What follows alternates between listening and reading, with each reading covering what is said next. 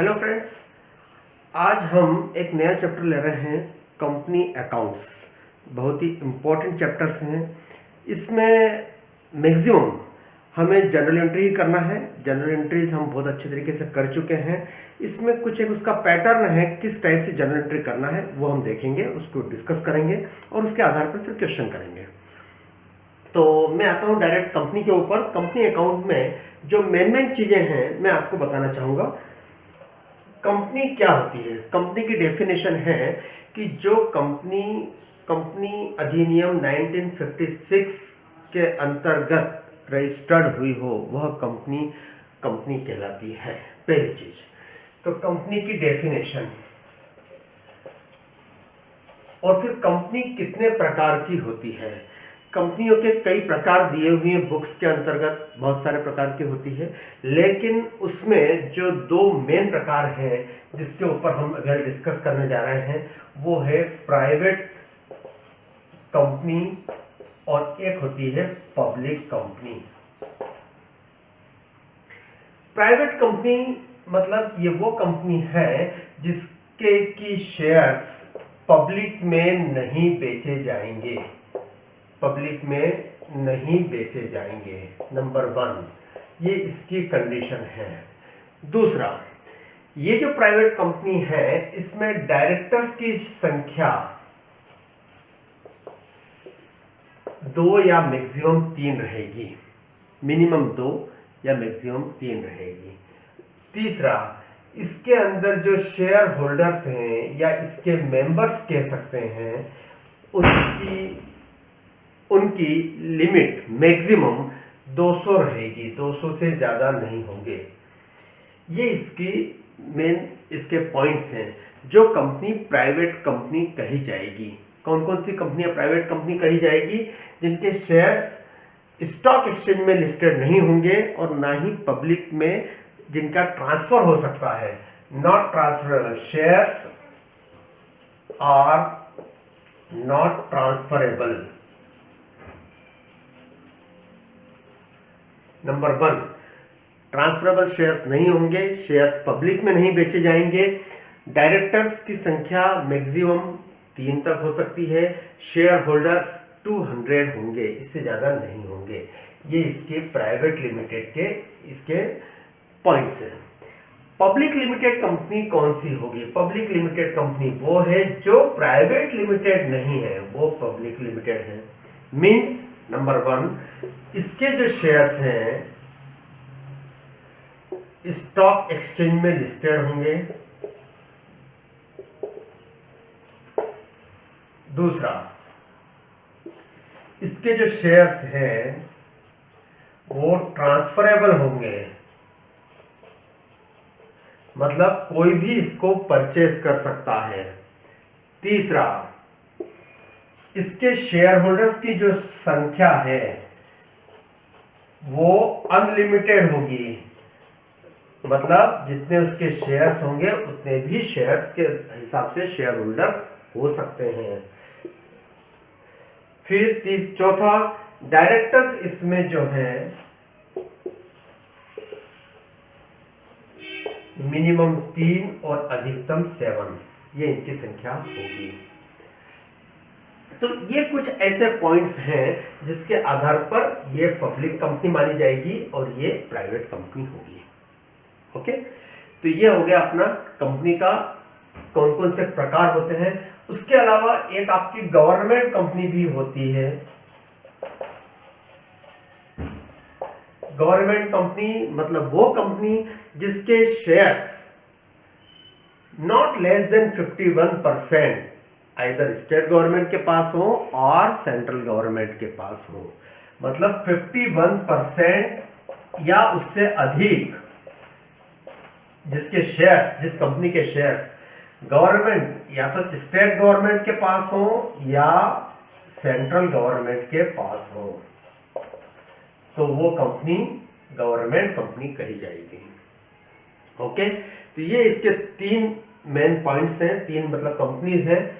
और अब शेयर्स के बारे में हमने कहा था कि जो शेयर्स हैं वो स्टॉक एक्सचेंज में लिस्टेड होंगे। है ना, पब्लिक कंपनी के उसमें। तो what is the meaning of shares, क्या होता है शेयर्स?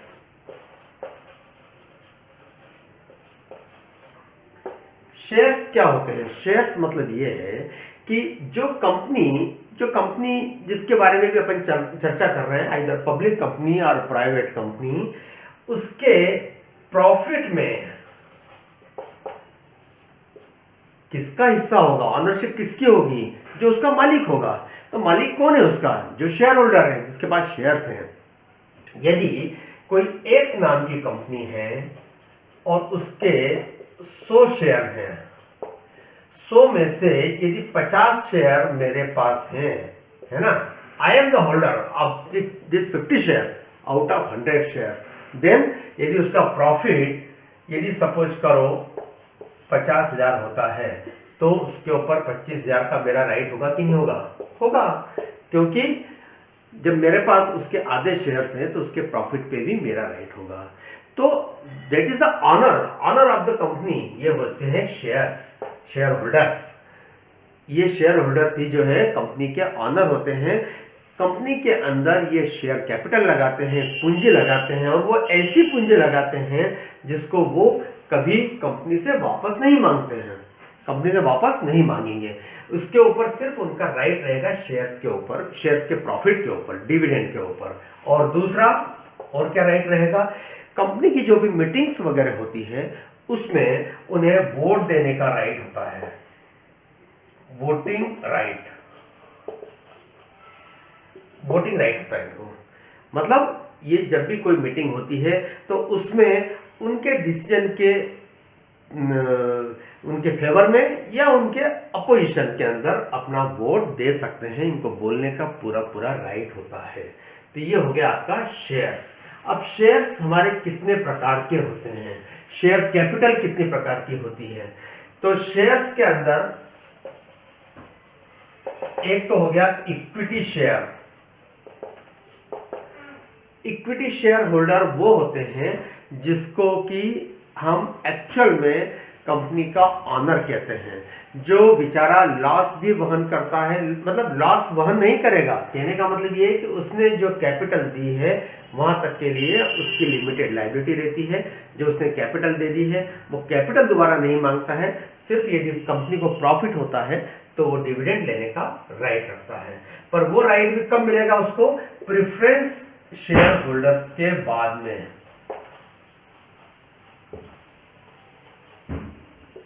प्रेफरेंस शेयर होल्डर कौन से होते हैं? इनको डिविडेंड में प्रेफरेंस मिलता है। इन प्रेफरेंस शेयर होल्डर्स को काय में मिलता है? डिविडेंड। जब भी कंपनी में प्रॉफिट होगा सबसे पहले इनको एक जो इनका निश्चित दर बनी हुई है उसके हिसाब से इनको डिविडेंड दिया जाएगा। उसके बाद में यदि आपका डिविडेंड और बचता है तो ही इक्विटी शेयर होल्डर्स को दिया जाएगा, अदरवाइज नहीं दिया जाएगा। तो फर्स्ट इनका प्रेफरेंस शेयर होल्डर्स का राइट रहता है डिविडेंड का। तो इक्विटी शेयर होल्डर हो गया, देन प्रेफरेंस शेयर होल्डर हो गया। उसके बाद में शेयर्स की हम बात कर रहे हैं तो इक्विटी वाले हो गए, प्रेफरेंस हो गए। उसके बाद में एक होता है बोनस, बोनस शेयर।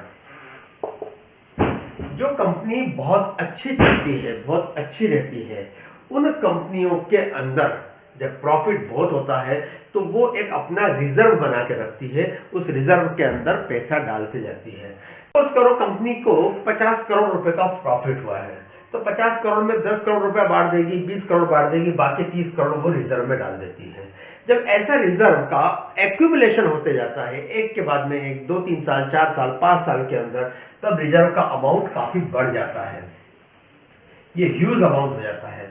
तब कंपनी यह विचार करती है कि क्यों ना इसमें से कुछ अमाउंट को हम शेयर कैपिटल में कन्वर्ट कर दें।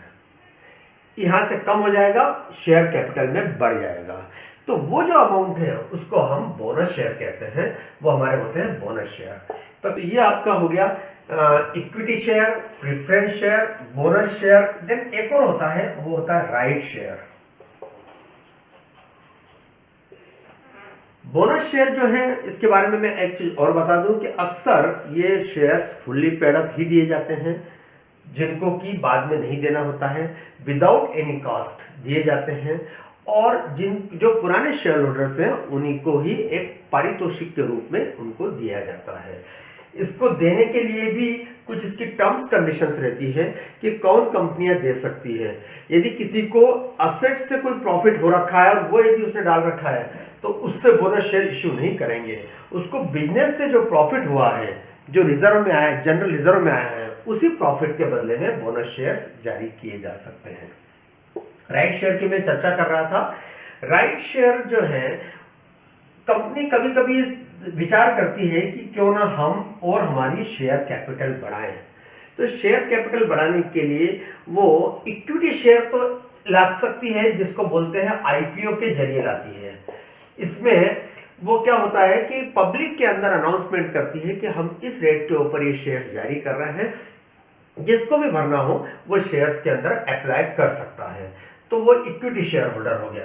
राइट शेयर के अंदर कंपनी अपने ही शेयर होल्डर्स को एक मौका देती है कि यदि आप चाहें तो हम हमारे शेयर्स और निकाल रहे हैं, आप इस रेट में ले सकते हैं।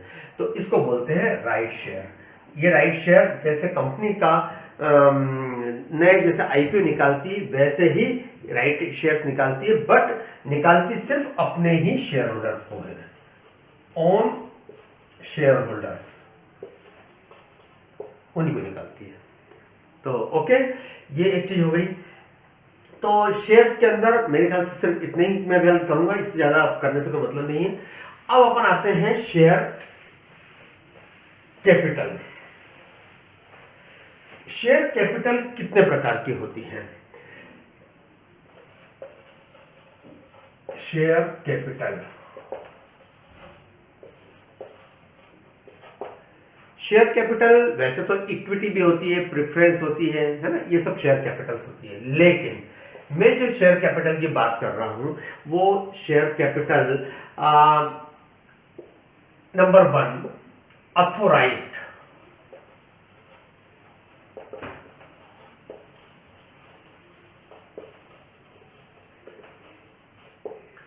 कंपनी के जो मेन दस्तावेज होते हैं उसमें एक होता है मेमोरेंडम ऑफ एसोसिएशन, दूसरा होता है आर्टिकल्स ऑफ एसोसिएशन। ये जो दो दस्तावेज हैं, मेमोरेंडम ऑफ एसोसिएशन वो एक दस्तावेज है जो कंपनी की पॉलिसीज, कंपनी का नाम, कंपनी का एड्रेस है ना, कंपनी के जो ऑथराइज शेयर कैपिटल कितनी होगी, कंपनी का अकाउंट किस बैंक में होगा, उससे रिलेटेड चीजें इसमें आती है। वो सब इसमें डिटेल्स दिए जाते हैं और इसको इतनी आसानी से बदला नहीं जाता। दूसरा होता है articles of association. Articles of association जो है कंपनी के आंतरिक चीजों के बारे में, कंपनी का कार्य कैसे होगा, कहां से हम परचेस करेंगे, कहां बेचेंगे, गवर्नमेंट से कहां से लाइसेंस मिलेगा, कैसे मिलेगा, इस टाइप के अंदर वाली जितनी चीजें हैं जो हमारे बिजनेस के दौरान हमें यूज आएगी, वो सब चीजों का इसमें ब्यौरा रहता है। ये दो हमारे प्रमुख दस्तावेज रहते हैं। तो ऑथराइज्ड कैपिटल जो है वो क्या होती है? मेमोरेंडम ऑफ एसोसिएशन में एक कॉलम रहता है कि कंपनी की ऑथराइज्ड कैपिटल इतनी होगी, वो ऑथराइज्ड कैपिटल होती है। मतलब जो हमने यहां डिक्लेयर कर रखा है कि मैक्सिमम हमारी कितनी कैपिटल होगी, वो हमारी है ऑथराइज्ड शेयर कैपिटल। ठीक है, तो इसमें बकायदा ये वर्णन भी रहता है कि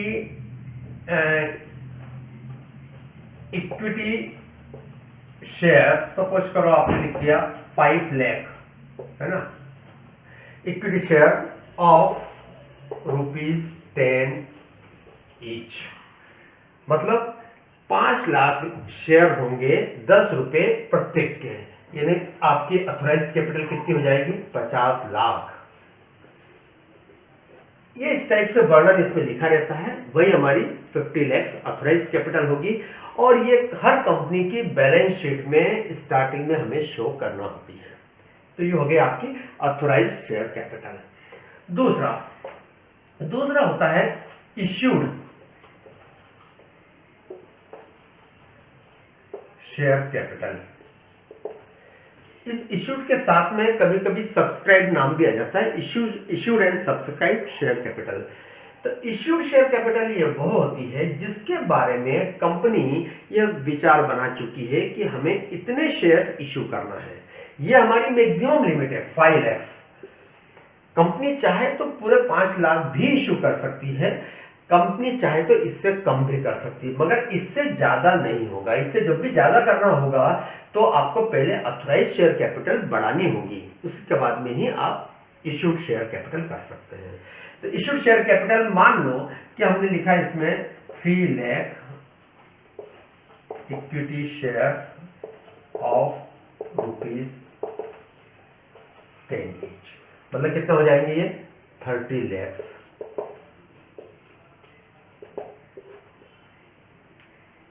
ठीक है, तो ये दूसरा पॉइंट हो गया आपका इश्यूड शेयर कैपिटल। उसके बाद में इश्यूड में भी एक और पॉइंट आता है called up. Called up share capital. Called up share capital क्या होगी, आपने कितनी शेयर कैपिटल जो इश्यू करे हैं, 3 लाख शेयर्स आपने इश्यू करे हैं, इसमें से कितना आपने पैसा बुला लिया है। सपोज करो आपने 10 रुपए का शेयर था, उसमें से मैं यहां लिख देता हूं 3 रुपया आपने एप्लीकेशन के साथ मंगवाया, 2 रुपया अलॉटमेंट के साथ मंगवाया और 5 रुपया फर्स्ट कॉल के साथ में मंगवाना था। ठीक है, ये हमको 10 रुपए ऐसे मंगवाने थे। तो सपोज करो आपने अभी फर्स्ट कॉल नहीं किया है, तो आपकी कॉल्ड अप शेयर कैपिटल कितनी हो जाएगी, ये आपने मंगवा लिया, ये मंगवा लिया, 3 रुपया एप्लीकेशन का और 2 रुपया अलॉटमेंट का, मतलब 5 रुपया आप मंगवा चुके हैं। तो कॉल्ड अप शेयर कैपिटल हो जाएगी 3 lakh share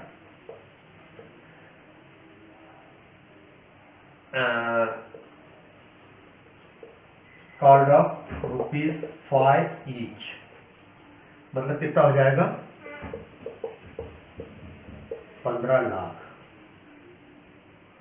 okay, called up कितनी हो जाएगी 15 लाख। तो मतलब ये कि ये अलग अलग प्रकार की वेराइटीज हैं। फर्स्ट है आपका ऑथराइज शेयर कैपिटल, देन हो जाएगा आपका इश्यूड शेयर कैपिटल, तीसरा हो जाएगा कॉल्ड अप शेयर कैपिटल। ये इस टाइप से आपकी बुक्स में आपको बैलेंस शीट में शो करना होता है। तो ये हमारे 3 प्रकार की कैपिटल हो गई है। ओके, चलिए अब अपन इसके बाद में आते हैं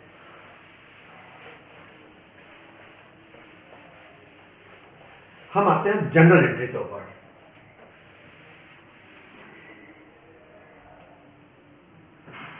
ठीक है, तो अब मैं आपको इसकी जनरल एंट्री बताता हूं। जैसे मैंने अभी आपको बताया कि कंपनीज जनरली जो शेयर कैपिटल कॉल करती है वो कैसे करती है, एप्लीकेशन मनी के रूप में, दूसरा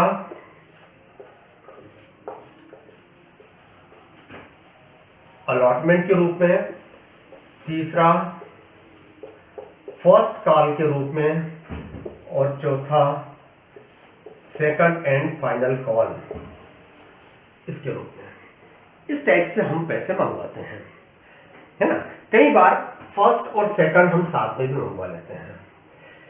तो क्या होता है, जब कंपनी अपना एक एडवर्टाइजमेंट देती है पेपर में, आपके टीवी चैनल्स के ऊपर, है ना, ऑनलाइन देती है, तो उसमें ये सब डिटेल्स लिख देती है कि हमारा शेयर्स कितने का है, उस पर प्रीमियम यदि है तो कितनी है, एप्लीकेशन मनी कितनी लेंगे, अलॉटमेंट कितना लेंगे, फर्स्ट कॉल या सेकंड कॉल कितना लेंगे, ये सभी चीज़ें उसमें डिटेल्स दिए जाते हैं। उसके हिसाब से लोग बाग शेयर्स में पैसा लगाते हैं। सपोज कि कोई एक कंपनी है जो एप्लीकेशन के ऊपर 3 रुपया मांग रही है, अलॉटमेंट के ऊपर 2 रुपया मांग रही है और फर्स्ट एंड फाइनल कॉल दोनों मिला करके इसके ऊपर 5 रुपया मांग रही है। इट मीन्स कि कंपनी के पास में जब पैसा आएगा तो इस टाइप से पैसा आएगा। अब हम आते हैं जनरल इंटरेस्ट के ऊपर, जिसके लिए कि मैंने आपको शुरू में ही कहा था, इस कंपनी अकाउंट के अंदर सबसे मेन चीज़ है रोल जर्नल एंट्री का। और जर्नल एंट्री बहुत ही सिंपल है, एक से जैसी चलती है, उसमें कोई बहुत ज़्यादा इफ एंड बट वाली बात नहीं है, कोई बहुत ज़्यादा दिमाग नहीं लगाना है। तो अब हम आते हैं जनरल एंट्री के ऊपर।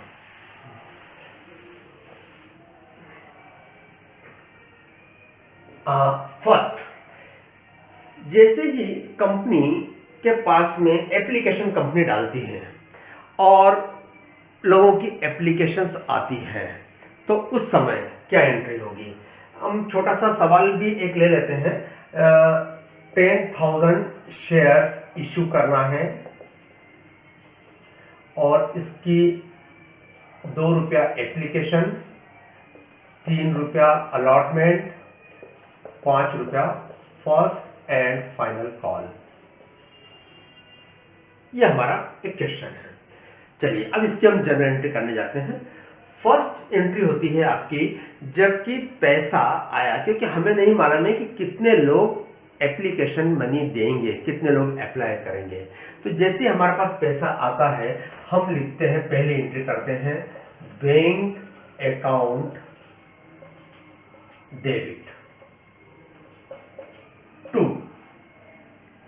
टू फर्स्ट हमारे पास क्या आएगा, एप्लीकेशन का मतलब पैसा आएगा 2 रुपए के हिसाब से, टू शेयर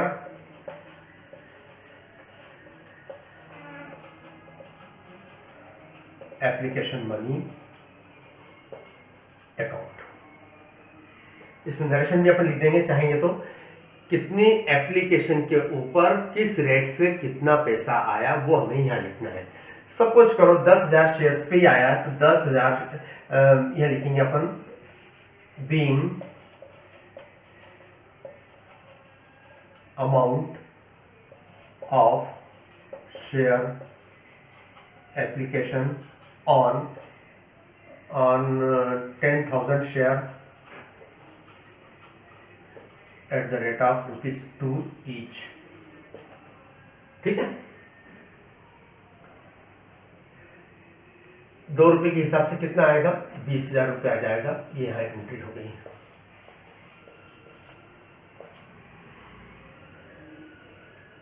अब ये जो पैसा आ गया हमारे पास में, अब हमें मालूम पड़ गया कि 10,000 लोगों ने अप्लाई किया है। ये पैसा जो है शेयर एप्लीकेशन मनी का, ये हमें ट्रांसफर करना है शेयर कैपिटल अकाउंट में।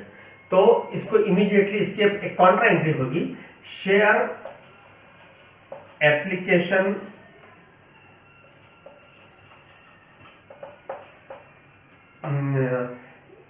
Application money account debit to share capital account. Capital हमेशा क्रेडिट में आती है, ये अमाउंट आपका कैपिटल में आ गया, ये हो गया 20,000 रुपया। ओके, अब ये आपने एक एंट्री कर दी है। अब सपोज करो उसने ये कहा था कि एप्लीकेशन मनी तो आपको ये 2 रुपए के हिसाब से लेना है, 3 रुपए के हिसाब से अलॉटमेंट मनी लेना है। हो सकता है इसकी 1 महीने बाद की डेट दे रखी हो, 1 महीने बाद सपोज करो 1/7 को दे रखी इसने डेट, तो 3 रुपए के हिसाब से हम, क्योंकि अब हमें मालूम है कि हमें अलॉट मनी किन से लेना है, इन 10,000 लोगों से ही लेना है जिनके 10,000 की हमारे पास एप्लीकेशन आई है, उन्हीं लोगों से लेना है। तो अब हमारे पास मैक्सिमम कितना पैसा आएगा, 30,000 रुपये आएगा 3 रुपए के हिसाब से। तो अब अगर हम एंट्री करेंगे share allotment money account debit to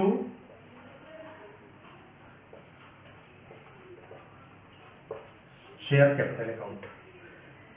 ये जो सेकंड वाली जो एंट्री है, इसी को वापस हमने रिपीट करी है, लेकिन एप्लीकेशन की जगह अलॉटमेंट मनी आ गया है। ये हम पैसा ड्यू कर रहे हैं, हम पैसा शेयर कैपिटल में ले रहे हैं, है ना। तो ये आपका एक ही एंट्री हो जाएगी। ये जो 3 रुपए के हिसाब से 30,000 रुपये की हम ये एंट्री कर लेंगे। ठीक है, अब इसकी अगली एंट्री, अब मान लो कि ये 3 रुपए के हिसाब से ये पूरा पैसा हमारे पास आ गया, जब भी आया 1 जुलाई को आया या उसके बाद में आया, तो उस तारीख के अंदर हम फिर अगेन ये वाली एंट्री करेंगे जो हमने पहली एंट्री करी थी, बैंक अकाउंट डेबिट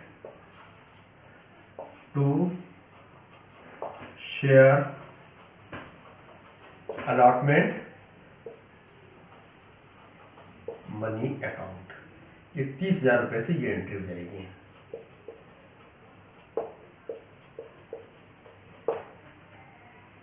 ओके, इसके बाद में ऐसे ही हम फर्स्ट कॉल की एंट्री करेंगे। फर्स्ट कॉल में भी पहले हम पैसा ड्यू कर लेंगे, डिमांड करेंगे। तो डिमांड करेंगे तब हम शेयर अलॉटमेंट मनी की जगह share first and final call हो जाएगा और ये एंट्री कर देंगे यहाँ पे। चलिए मैं इसको लगा देता हूँ।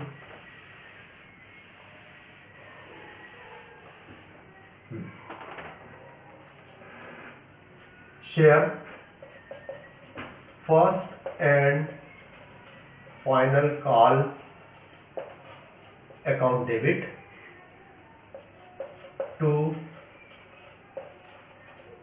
Share capital account. ओके, ये 5 रुपए के हिसाब से हो जाएगी, 50,000 रुपए।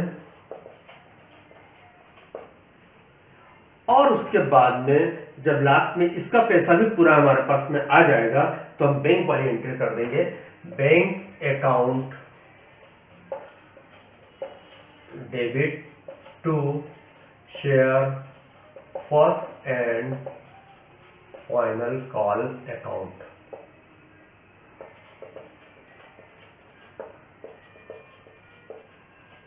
ओके, तो ये आपकी इस टाइप से एंट्री करना है। टोटल मिला के यदि फर्स्ट कॉल तक का है तो 6 एंट्री होना है। अब इसमें कुछ भांति भांति के क्वेश्चंस आ सकते हैं। ये तो एक मैंने बेसिक चीज बता दी आपको। सपोज करो 10,000 शेयर्स के लिए आपने एप्लीकेशन मंगवाई थी, एप्लीकेशन सपोज करो 15,000 के लिए आ जाती है, देन फिर क्या करेंगे? ठीक है, उसके अलावा यदि 15,000 के लिए भी आई तो इसमें से उसने कहा कि साहब हमने 12,000 शेयर होल्डर्स जिन्होंने अप्लाई किया था उनको तो हमने 10,000 शेयर्स दे दिए, हमने उनको 10,000 शेयर्स दे दिए, लेकिन बाकी जो 3,000 बचे हैं इनको हमने कुछ भी नहीं दिया। तब क्या होगा? देखिए इसमें क्या होता है, कंपनी के इसमें एक कॉलम रहता है। यदि सपोज करो 15,000 के लिए आए हैं, सिर्फ इतना उन्होंने कहा है, तो हम बाकी का जो 5,000 का है ये मान के चलेंगे कि हमने प्रोपोर्शनेट सबको दिया है। ये 5,000 शेयर्स का जो पैसा आया है उसको अलॉटमेंट के साथ में एडजस्ट कर देंगे। अलॉटमेंट मनी 10,000 का तो पैसा हमको एप्लीकेशन के साथ में आना ही था, वो तो आ ही गया। 5,000 का जो एक्स्ट्रा आया है हमारे पास में 10,000 रुपया, वो हम शेयर अलॉटमेंट मनी के साथ में उसको एडजस्ट कर देंगे। लेकिन इस वाले पॉइंट में क्या करेंगे, चूंकि 12,000 वाले को आपने 10,000 दिए हैं तो 10,000 का पैसा तो आपने एप्लीकेशन के साथ में एडजस्ट कर दिया। अब ये जो 2,000 हैं इनके 4,000 रुपए टोटल आपके पास पड़े हैं, तो ये जो 4,000 रुपए हैं वो 4,000 रुपए अलॉटमेंट के साथ में एडजस्ट होंगे। और 3,000 शेयर्स के जिनको आपने कुछ भी नहीं दिया है 6,000 रुपए जो है ये आपको रिफंड करना पड़ेंगे, उनको वापस करना पड़ेंगे।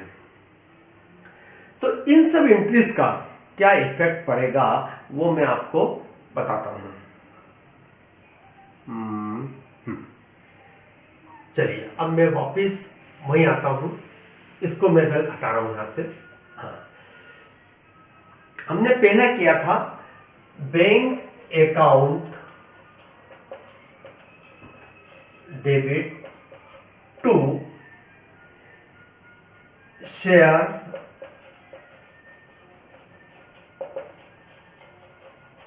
Application money account.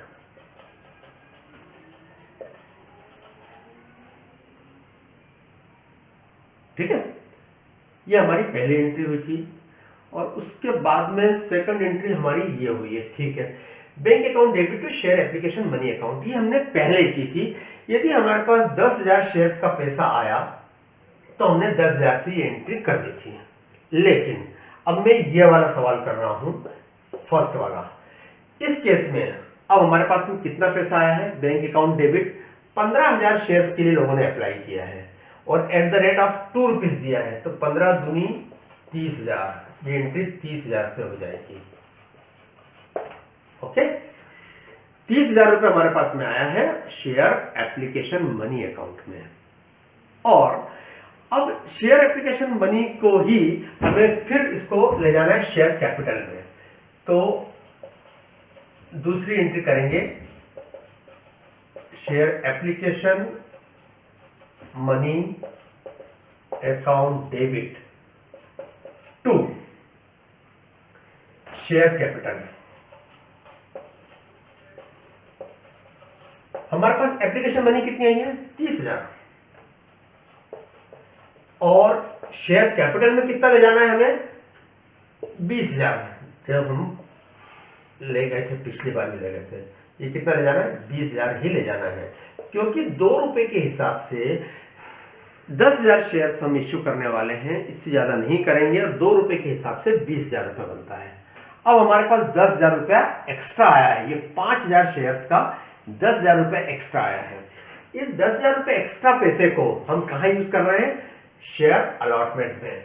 तो यह लिखेंगे to share allotment money account. ये वाली इस टाइप से एंट्री बनेगी। यानी ये जो पहले हमने ये वाली एंट्री बनी थी share application money account debit to share capital account, उसकी जगह यदि 15,000 शेयर्स के लिए एप्लीकेशन आई है तो ये वाली एंट्री बनेगी और ये इसमें हो जाएगा 10,000 रुपया। ठीक है, ये वाली एंट्री हो जाएगी। अब इसी एंट्री को मैं इस वाले सवाल से करके बता रहा हूं। यदि सवाल में आपका ये वाली स्टेप है, कौन सी वाली? जिसमें 15,000 के लिए एप्लीकेशन आई है लेकिन 12,000 शेयर्स वालों को हमने 10,000 शेयर्स दिए हैं और 3,000 को हमने एक भी शेयर नहीं दिया है। ऐसे केसेस में अब हम क्या करेंगे? ओके, चलिए, ये हमारा फर्स्ट था। अब सेकंड वाला बैंक अकाउंट डेबिट, ये तो सेम वर्क भी रहेगा। Bank account debit to share application money account 30,000। ये वाली तो एंट्री वो क्यों भी आएगी जैसे ऊपर है। अब हमारे पास 30,000 रुपए शेयर एप्लीकेशन मनी में पड़ा है, ठीक है। अब हम इसको वापस ऊपर ले जाते हैं। Share application money account debit, ठीक है, to share application money account debit कितने से आया है? 30,000 से। और टू शेयर कैपिटल, जैसे हमने पिछले सवाल में की थी, कितनी की थी? 20,000। और to share allotment money account,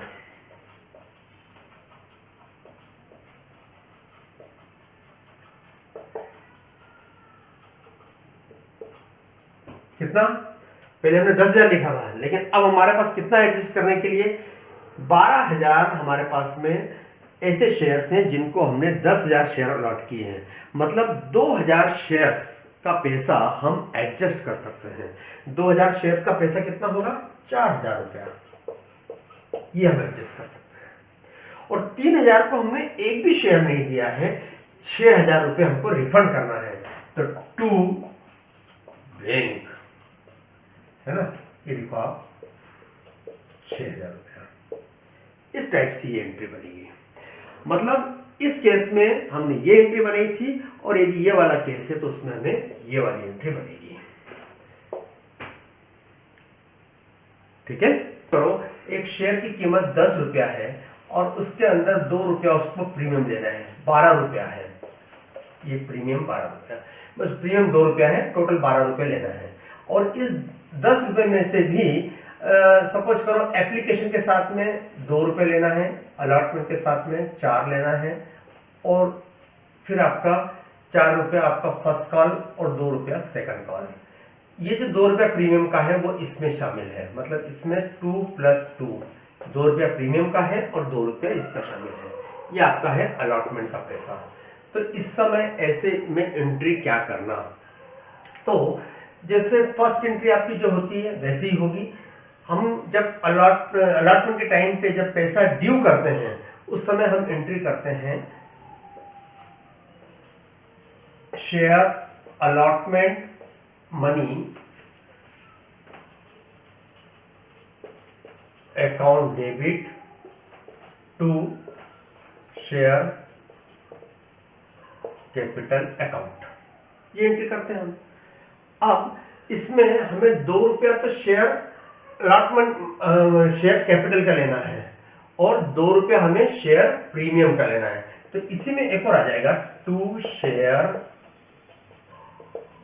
premium account fees 2। इस प्रकार से टोटल 4 रुपया हमको लेना है। ऐसी एंट्री होगी इसकी, 4 रुपया अलॉटमेंट मनी में आएगा और उसको शेयर कैपिटल का 2 रुपये लेना है, 2 रुपया शेयर प्रीमियम का लेना है। यदि यही चीज डिस्काउंट का कोई क्वेश्चन है तो उसके अंदर ये जो डिस्काउंट वाला अमाउंट है वो ऊपर आ जाएगा, यहां आ जाएगा share discount account debit. Suppose करो कोई एक शेयर ऐसा है जिसमें 1 रुपये का डिस्काउंट है और वो लेना है अलॉटमेंट मनी के साथ में, तो 4 रुपये ये हो गया प्लस 1 रुपया हो गया और शेयर कैपिटल में आएगा 5 रुपया। तो ये इस टाइप से भी हो सकता है, डिस्काउंट अकाउंट डेबिट में आएगा। तो ये तो प्रीमियम डिस्काउंट का था। अब अपन आते हैं शेयर फॉरफीचर के लिए कि फॉरफीचर क्या होता है। शेयर का फॉरफीचर मीन्स ये है कि व्यक्ति ने अलॉटमेंट एप्लीकेशन तो भर दी, सपोज करो किसी ने कहा 2 रुपये पर शेयर के हिसाब से डालना है, उसने पैसा पूरा का पूरा भर दिया, 500 शेयर पे लगाया, 1000 रुपया भर दिया। अलॉटमेंट मनी, जब अलॉटमेंट मनी हम मांगते हैं, सपोज करो उससे 3 रुपया पर शेयर के हिसाब से अलॉटमेंट मनी मांगी तो उसने देने से मना कर दिया। मना कर दिया मतलब नहीं दिया। कंपनी उसको एक नोटिस देती है कि विद इन 15 डेज यदि आप भर देते हैं तो ठीक है, अदरवाइज आपके शेयर्स फॉरफिट हो जाएंगे। उसने फिर भी नहीं भरा तो ये जो चीज है उसके शेयर्स फॉरफिट कर दिए गए। ये फॉरफिट यहां पर भी हो सकता है, यदि कोई व्यक्ति यहां का भी पैसा भर देता है और फर्स्ट कॉल नहीं देता है तो यहां पर भी फॉरफिट हो सकता है। इट डिपेंड्स, ठीक है। तो ऐसे केसेस में हमें क्या एंट्री करना है, क्योंकि ये जो शेयर फॉरफीचर होते हैं, ये फॉरफीचर तो आप बोर्ड की मीटिंग के अंदर डिसाइड हो जाता है, लेकिन एंट्री क्या करना है वो हमें देखना है। चलिए, तो मैं एक सवाल ले लेता हूं छोटा सा जिसमें आपको क्लियर हो जाएगा। सपोज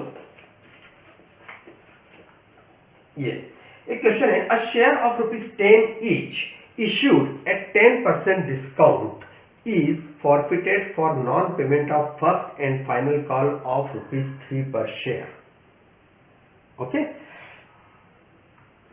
मतलब एक शेयर जो था 10 रुपए का था, 1 रुपया डिस्काउंट पे इश्यू किया, ठीक है, मतलब टोटल अमाउंट कितना देना था, 9 रुपया। उस 9 रुपए में से भी जो फर्स्ट एंड फाइनल कॉल का 3 रुपया उसने नहीं दिया, फर्स्ट एंड फाइनल कॉल नहीं दिया, तो 6 रुपया हमारे पास में एप्लीकेशन और अलॉटमेंट का आया है। 1 रुपया हमने डिस्काउंट उसको अलॉट कर दिया था, 3 रुपये जो देना थे वो उसने नहीं दिए और इस कारण से उसके शेयर फॉरफिट कर दिए गए। इसकी अब हमें क्या एंट्री करना है। शेयर फॉरफीचर की एंट्री जो होती है वही मैं बता रहा हूं, बाकी एंट्री तो आपको सब मैं बता चुका हूं पिछले वीडियो में। अब हम आते हैं शेयर फॉरफीचर की एंट्री में। तो जब शेयर फॉरफीचर की एंट्री करेंगे, फर्स्ट होता है शेयर कैपिटल अकाउंट डेबिट। देखिए, जब भी हमने शेयर्स अलॉट किए, पहले एप्लीकेशन किया, शेयर कैपिटल को हमने क्रेडिट दिया था, अलॉटमेंट किया, फिर शेयर कैपिटल को हमने क्रेडिट किया, अभी फर्स्ट एंड फाइनल कॉल है, इस समय भी हमने शेयर कैपिटल को पहले ही क्रेडिट कर चुके हैं ऑलरेडी पूरे अमाउंट से। तो अब हम जितने शेयर है, सपोज करो एक ही शेयर है इसके पास में, ये 10 रुपए का एक शेयर है, तो शेयर कैपिटल अकाउंट डेबिट ये कितने से हो जाएगा? 10 रुपए से हो जाएगा। ओके, 10 रुपए से हो जाएगा। उसके बाद में आपके पास में कितना पैसा नहीं आया है उन चीजों को लिखना है, जिस जिसका पैसा नहीं आया। इसने लिखा है फर्स्ट एंड फाइनल कॉल का पैसा नहीं आया, तो यहां लिखेंगे अपन share first and final call account 3 रुपया, ये 3 रुपया नहीं आया इसके पास में। और क्या नहीं आया इसके पास में? डिस्काउंट जो हम ऑलरेडी 1 रुपया इसको दे चुके हैं, अलाउड कर चुके हैं, उस समय हमने उसको डेबिट किया था, अब हमें वापस डिस्काउंट को भी क्रिएट करना पड़ेगा। Share discount account ₹1। ओके, बाकी का जो पैसा बचा है वो शेयर फॉरफीचर अकाउंट में डाल दो। बाकी का जितना भी बचा है शेयर फॉरफीचर अकाउंट, कितना बचा है? 6 रुपया। ये जो 6 रुपया है यही हमारा प्रॉफिट है, क्योंकि ये व्यक्ति पहले दे चुका है। मैंने बताया ना आपको 6 रुपया एप्लीकेशन एंड अलॉटमेंट में दे चुका है वो, लेकिन इसके चूंकि आगे उसने पैसा नहीं दिया इसलिए उसके शेयर जब्त कर लिए, तो ये हमारा कंपनी का प्रॉफिट हो गया, शेयर फॉरफीचर अकाउंट। अब जब इस शेयर को वापस रीइश्यू करेंगे, सपोज करो कोई व्यक्ति को हमने और पकड़ा और उसको हमको शेयर देना है, उसको रीइश्यू करना है, तब उस समय क्या एंट्री करेंगे? उस समय सपोज करो ये शेयर है, एक ही शेयर, और इसको हमने किसी एक व्यक्ति को 3 रुपए में वापस दे दिया है। ठीक है, 3 रुपए में हमने उसको वापस दे दिया, तो हम क्या एंट्री करेंगे? Share first call, first and final call कर दो,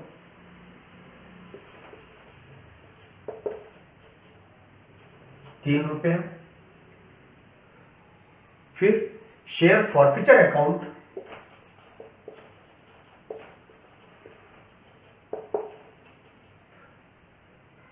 ये वापस पहले हमने क्रेडिट किया था, अब वापस को डेबिट कर रहे हैं, क्योंकि उस व्यक्ति को हमने 3 रुपए में दे दिया 10 वाला शेयर।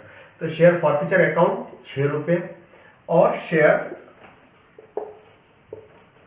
डिस्काउंट अकाउंट 1 रुपया और 2 शेयर कैपिटल 10 रुपया। शेयर कैपिटल कितनी आ गई? 10 रुपया। तो ये इस टाइप से ये एंट्री बनेगी, अंडरस्टैंड? तो ये आपकी हो गई शेयर फॉरफीचर की और शेयर रीइश्यू की, फॉरफीचर वाले शेयर को रीइश्यू करने की।